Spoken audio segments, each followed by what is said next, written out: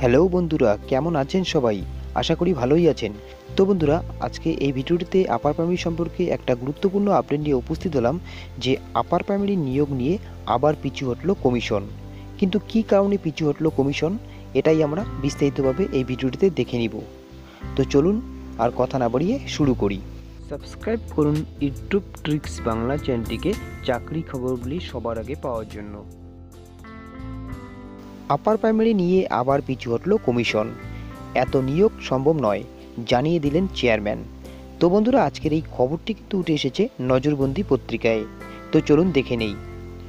কমিশনের দায়িত্ব নেওয়ার পরেই স্কুল সার্ভিস কমিশনের চেয়ারম্যান সৌমিত্র সরকার সাংবাদিক সম্মেলন করে জানিয়েছিলেন জানুয়ারির শেষ সপ্তাহ বা ফেব্রুয়ারির প্রথম সপ্তাহে শুরু হবে আপার প্রাইমারির ভেরিফিকেশন প্রক্রিয়া।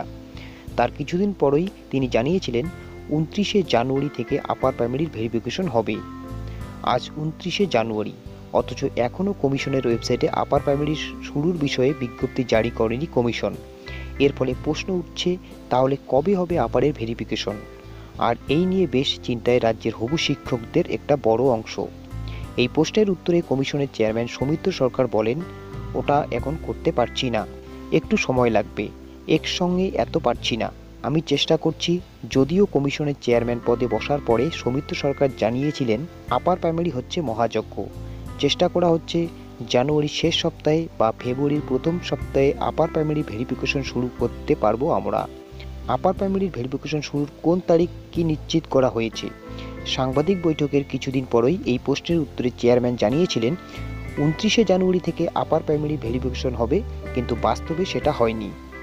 তো বন্ধুরা, দেখতেই পারলেন আপার প্রাইমারি সম্পর্কে এই গুরুত্বপূর্ণ আপডেটটি যে কমিশন কিন্তু আপার প্রাইমারি নিয়োগ প্রক্রিয়াকে দিন দিন পিছিয়েই যাচ্ছে। কমিশনের তরফে ঘোষণা করা হয়েছিল যে 29শে জানুয়ারি ফার্স্ট ফেজের ভেরিফিকেশন হবে, কিন্তু এখনও কোনো সিদ্ধান্ত নিতে পারল না কমিশন।